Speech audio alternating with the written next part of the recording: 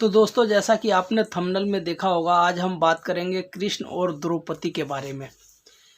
कृष्ण और द्रौपदी थोड़ा सा ऐसा मैटर होगा, ये शायद बहुत कम लोगों को पता होगा कृष्ण और द्रौपदी के बारे में।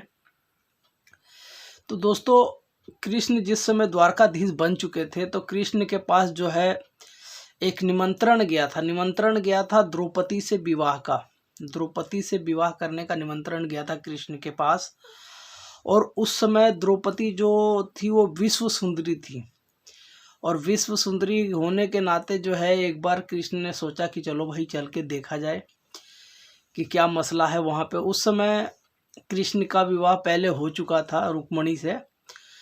और जब ये पांचाल्य राजा गए राज्य में गए, पांचाल्य राज्य जो है जहाँ के राजा थे द्रुपद, और द्रुपद की बेटी थी द्रौपदी।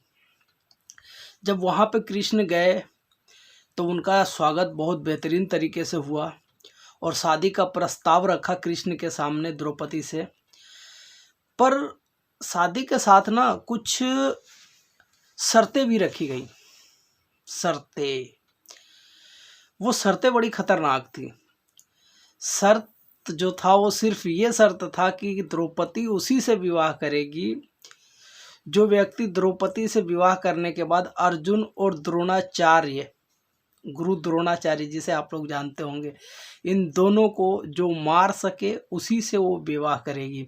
और उस समय कृष्ण का नाम बहुत बड़ा हो चुका था, तो इन्होंने सोचा, द्रुपद ने और द्रौपदी ने, कि कृष्ण से बेहतर इंसान नहीं होगा अभी फिलहाल उस समय। इसीलिए कृष्ण को उन्होंने जो है निमंत्रण दिया था शादी के लिए। जब कृष्ण सुने कि अर्जुन और द्रोणाचार्य को ये मारना चाहते हैं, तो वो बड़ी मुसीबत में फंस गए, क्योंकि अर्जुन उनका फुफेरा भाई, अब वो करे क्या। फिर उन्होंने वहाँ पे एक प्रोग्राम किया कि ना द्रौपदी को उलझाया जाए किसी तरीके से।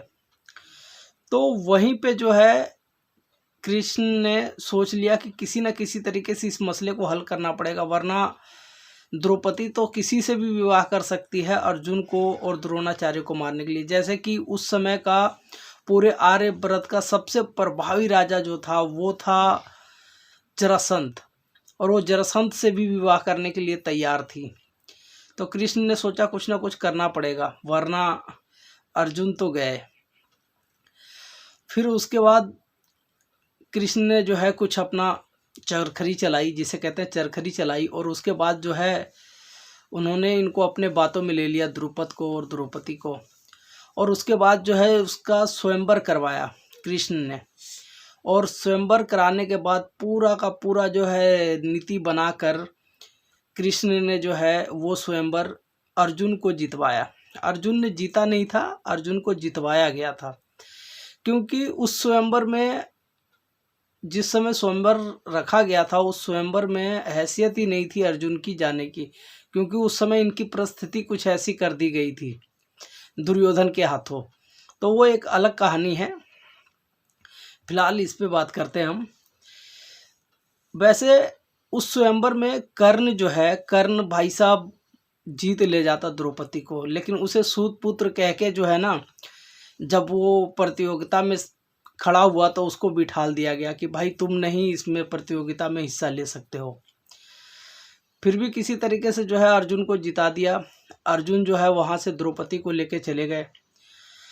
अब जब लेके गए तो उसके बाद जो है कृष्ण भी गए देखने के लिए कि कैसी है द्रौपदी, को कहाँ पे रखा है इन लोगों ने, क्योंकि कृष्ण को पता था कि अर्जुन को मारना चाहती है। और जब इसे पता चलेगा कि अर्जुन ही है जिसने इसको जीता है, क्योंकि वहाँ पे ब्राह्मण के भेष में आए थे ना, ये बताना मैं आपको भूल गया पहले कि वो ब्राह्मण के भेष में आए थे। और ब्राह्मण के भेष में होने के कारण अगर उसने नहीं पहचाना हो तो वो गए पीछे पीछे कि हाँ भाई पता तो चले, कहीं ऐसा ना हो कि मामला खराब हो जाए। तो जब उन्होंने बताया द्रौपदी को कि यह अर्जुन है, तो द्रौपदी ने अर्जुन को स्वीकार कर लिया। और उसके बाद अर्जुन जो है द्रौपदी को लेके चल दिया अपने घर। उसके बाद आप एक कहानी आपने सुना होगा अच्छी तरीके से कि द्रौपदी पांचों भाइयों की बीवी कैसे बनी, क्योंकि उसकी माता ने कह दिया था कि जो भी चीज़ लाए हो पांचों में बांट के खा लो।